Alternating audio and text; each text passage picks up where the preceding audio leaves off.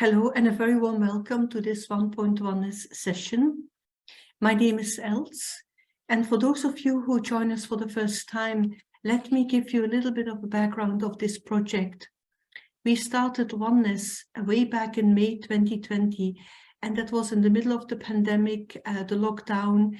It was a very, very stressful time for everyone. And we had a friend who suggested, because he knew that we are practicing Raja Yoga meditation, why not to share some of these thoughts and practices with a wider audience? And that was the start of the project. What we do is every Friday, it's actually every fortnight now, Friday 9 a.m., we invite an experienced meditator and we ask him or her to share their thoughts about a particular topic, but also to guide us into a short meditation. So far, we have had more than 100 guest speakers from all over the world. And today I'm very pleased to welcome Judi Rich, who joins us from Canada. Judi works as a fitness trainer and a graphic designer in Canada. She graduated with a Bachelor in social psychology. And Judi has been practicing and teaching Raja Yoga meditation for many years now. And her experience was very interesting when I read her bio. And she was saying that she feels like a reconnection with the source of the truth within herself and inner power as a result of the regular practice of meditation.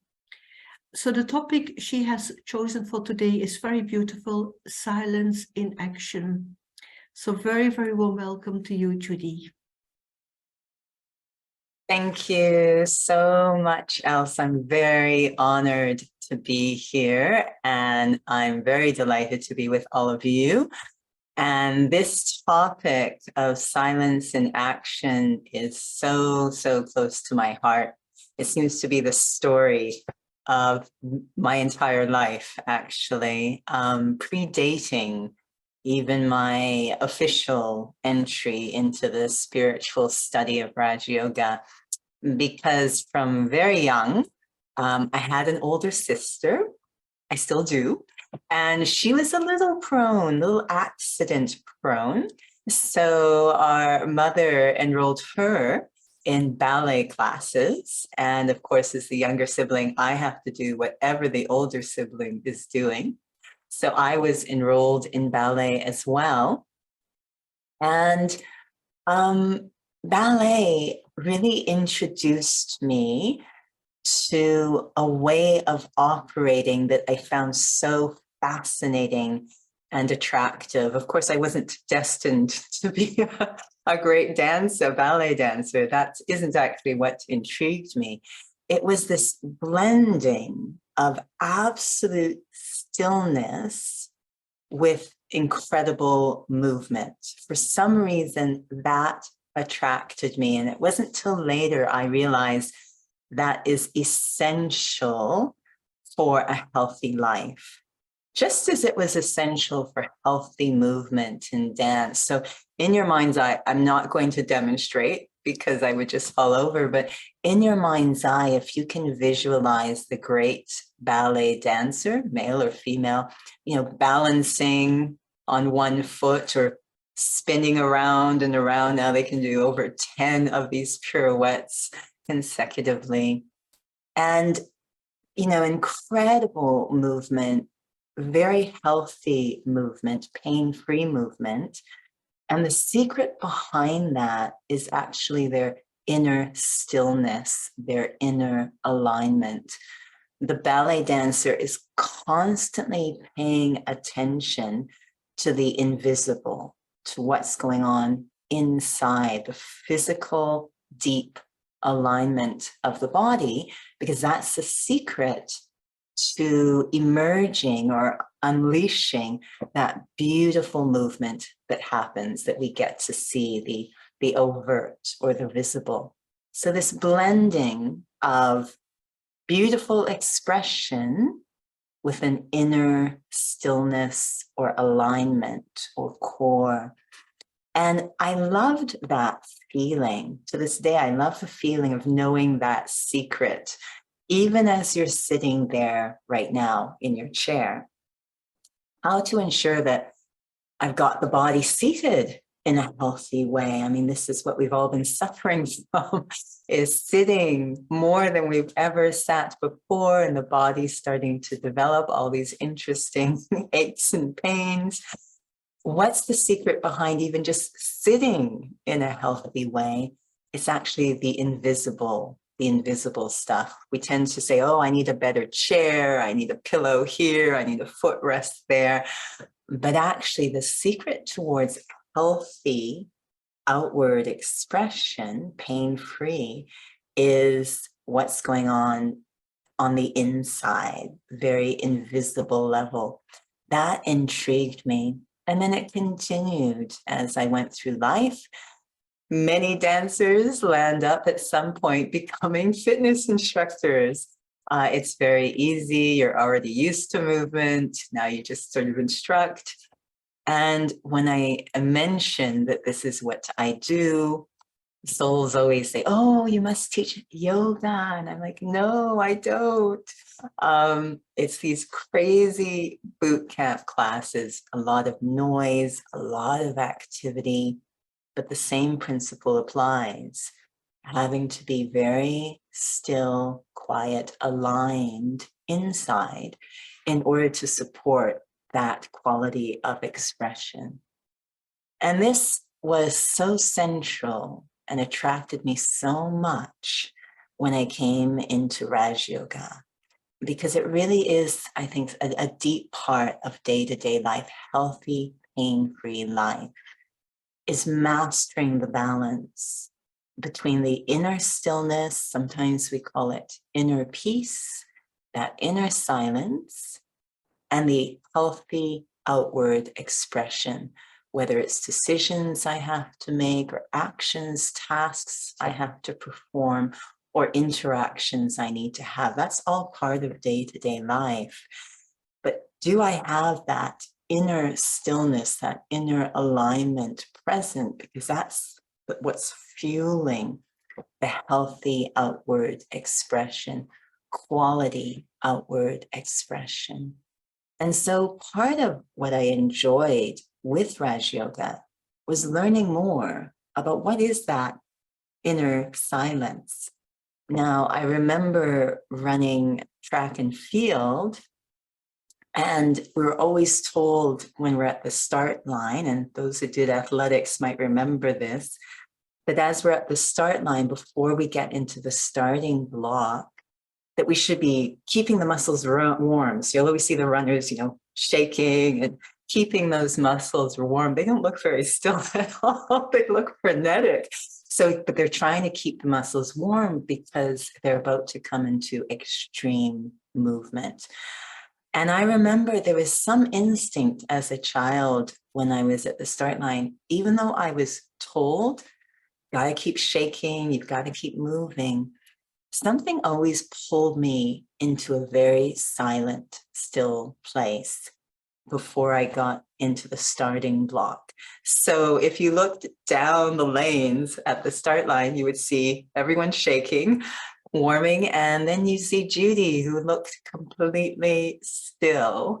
But it was something I was very pulled to do, and trying to articulate for myself, what is that place I'm pulled to that I felt so important before I came into extreme movement in that example.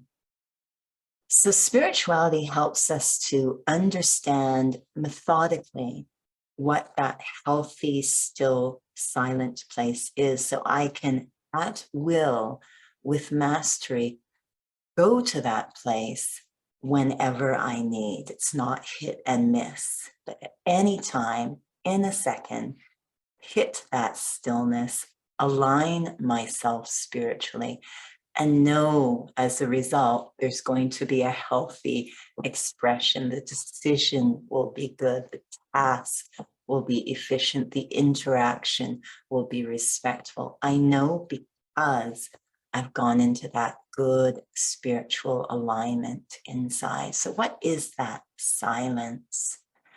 For many of us, when we hear silence, we think lack of physical noise or stimuli. So going into a space that has no physical stimulation, or closing the ears or closing the eyes, shutting out the physical input. For many of us, that's the concept of silence we have.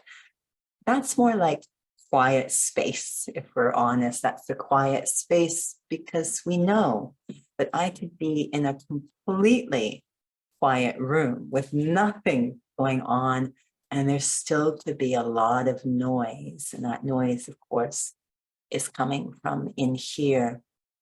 So true silence is obviously on a much deeper inner level, and it does feel like such a healthy place if we can figure out how to reach it, how to create it. Now, my feeling, the self, is that it's always there. It's like a room inside that is always there, like a room in the house, always there.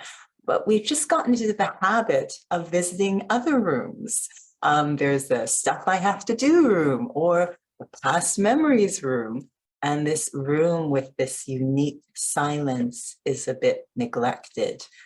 I know growing up, we very rarely went into the living room because that was for special occasions and we weren't supposed to play around in there. So it was a bit neglected. But this room inside, there is that capacity for this unique silence in every single human soul. We just have been neglecting that particular capacity or room. So what is the silence and what is the counterpart, the noise? A very simple way I've come to understand it from the teachings of Raj Yoga is the noise results whenever I am focusing on or thinking or remembering or experiencing what is temporal. So the things that come and go, temporal. And that pretty much is everything in the physical realm, the physical world. So examples, of course, are roles we play, even relationships, possessions, quite frankly, even this package we're sitting in, this body. These are things that are temporary. They come and go. And when I get very, very consumed or engaged in those, it creates a lot of noisiness in the head. There's a lot of thoughts, thousands of thoughts, most of them repetitive. And there comes a point we say, you know what? I need a break, a holiday. So we try to physically go somewhere else, retreat. But of course, our head goes with us. So we can be distracted temporarily, but eventually it comes back. I live in a part of the world where that's very common. I'm near these beautiful mountains called the Rocky Mountains in Western Canada. And in 45 minutes, you can be in probably one of the most beautiful places in the world. So every weekend, there's this pilgrimage, this migration of city folk to the mountains to just free their mind. And then they're terrified about Monday because they know that that freedom will end when they go back to work. It's all still there, the noise. We've just put a temporary pause or distraction. This focus we have on what is temporary, which means silence is a result of thinking about, remembering, experiencing, focusing on what is eternal. Silence is the sound of what is eternal.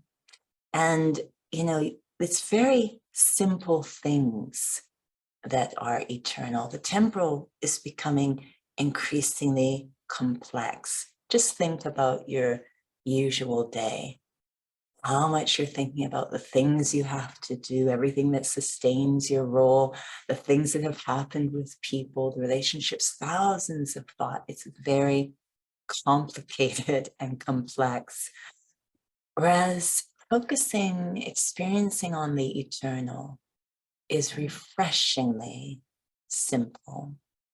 So there's a very natural connection between the silence and simplicity. It's just a few points, really, that capture what is eternal. And the mind even finds it such a relief to focus on what is simple and eternal. Sometimes we might even use the word true, because we know that what is true is eternal. Very, very simple things. The phrase many use is focusing on what really matters, or focusing on what is the point of it all. That famous saying, get the point, everything else is pointless. So the very few simple things that are timeless. When I'm in an interaction, what is a timeless aspect that covers all interactions, that make them healthy, is of course respect. That's the main thing.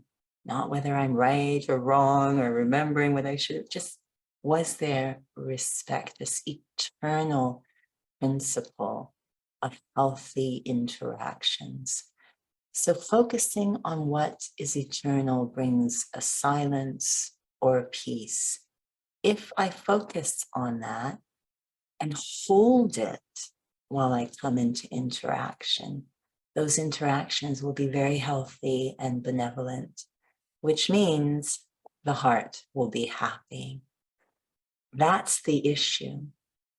I can sit down, have a beautiful experience of what is timeless, but can I gently hold that as I come back into the temporal, into sound, time, action?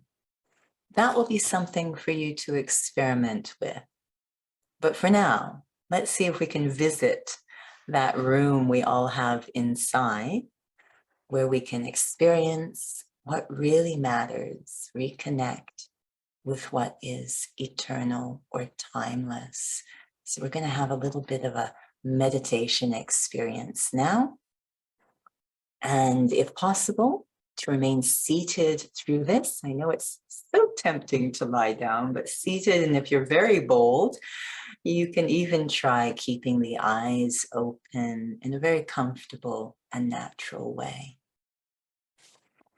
And just to make sure there's no tension in the body, I invite you to take a breath in, and then an even slower release of the air from the lungs. It's like magic, helping to slow things down. And maybe another breath in. And again, that slow release of air from the lungs, helping to dissolve any hidden tension we might be holding in the body. And then letting the breath continue naturally as it will. And shifting my own focus from the breath of the body, from the lungs, moving it upwards to that place behind the forehead, from where it feels thoughts originate. That extremely powerful place we call our inner world. It's not a physical place, but it's very real. It's filled with all the non-physical stuff, like thoughts, the associated feelings, memories. It's where decisions are made, attitudes are formed, perspectives are shaped. In short, this inner world shapes how I experience the outer world. It is extremely powerful. And when I first go in there, it can seem like a whirlwind of activity, like a tornado. So much can be going on, and it may not even be coherent. So many thoughts, my mind easily pulled by the senses, the physical senses, what I see or hear. Memories popping out of nowhere. There's a lot going on in my own inner world. But at this moment, I travel through simply as an observer in a very neutral way. I observe all the activity in my own inner world. And so my attention does not get snagged anywhere in particular. It's almost as if I'm observing someone else's inner world. No judgment or commentary, just observing. And that allows me to go a little deeper into my inner world, past the usual ordinary thoughts about what I have to do, what's been done, what are they doing, what's going to happen, what can I eat for lunch, past all those thoughts.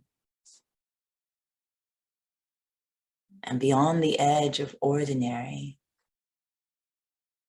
there's a space for sacred, entering a part of my inner world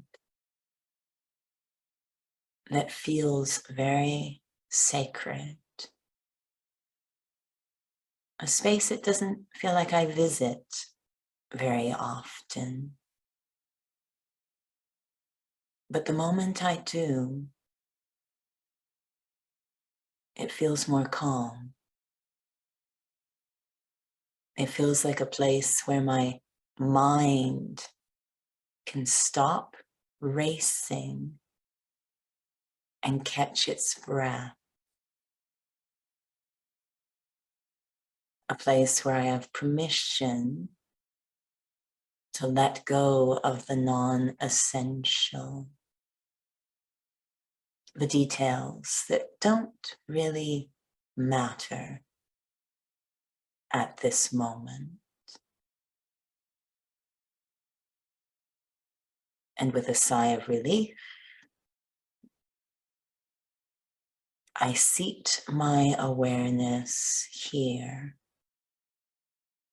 this sacred place inside, dedicated to focusing on what really matters.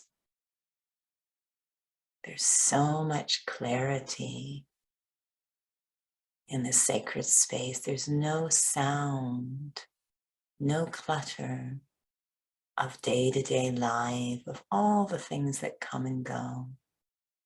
It's cool and calm.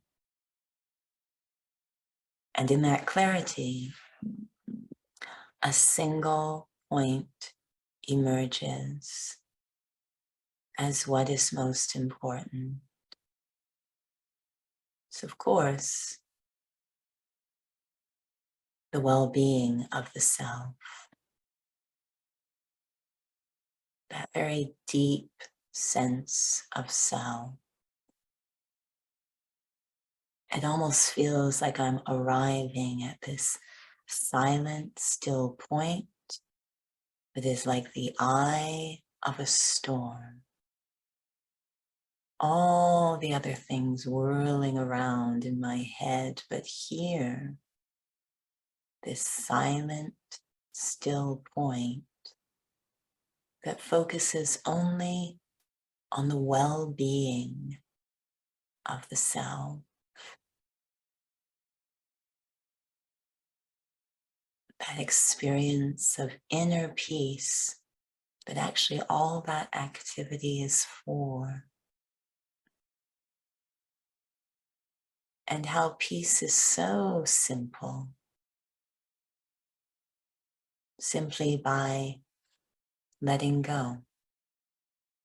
Coming into this space of letting go, I've created more space to experience inner peace, inner calm.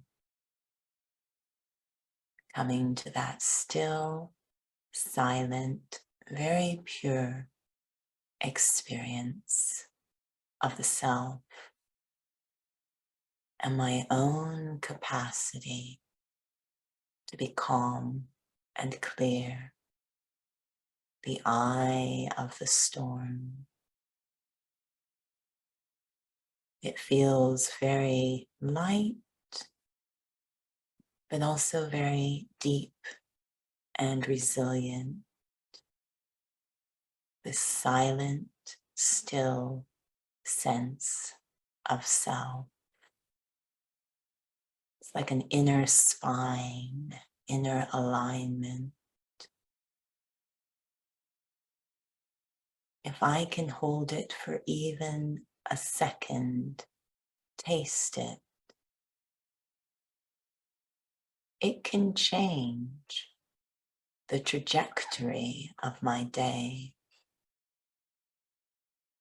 This deep vibration of simplicity, silence, calm.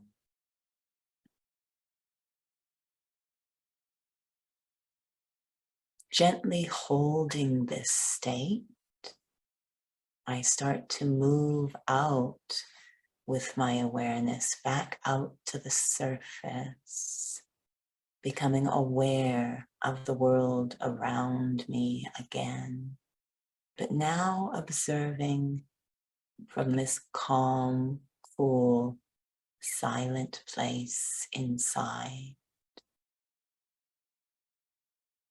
How will I now drive the car, walk down the street, greet others, perform tasks? That is my experiment today. From this silent place inside, coming into outer expression. Silence in action. Thank you. Thank you for joining and wishing you success in your experiments. Thank you, Judi. That was a very powerful meditation experience.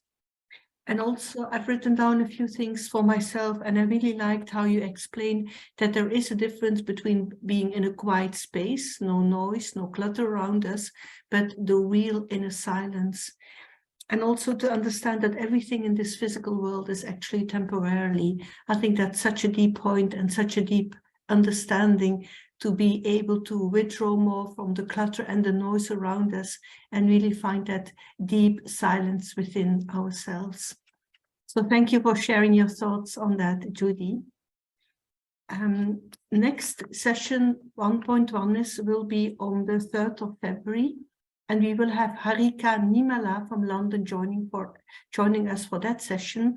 The topic that she will talk about will be the power of good wishes. So thank you again, Judi. Thanks to the technical team. Thanks to everyone joining us today. I hope you have enjoyed the session, and most welcome for the future 1.1 sessions. Bye-bye and have a nice day.